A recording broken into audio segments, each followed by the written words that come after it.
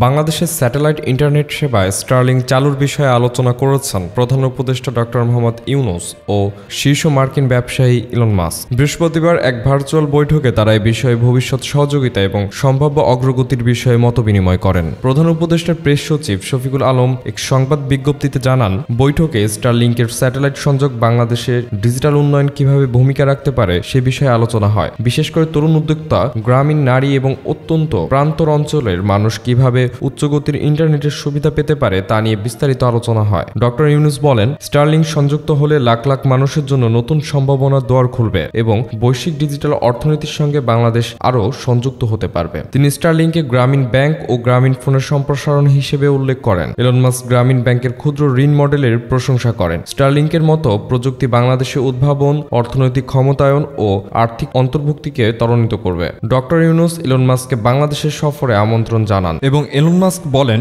আমি এর জন্যই অপেক্ষা করছি।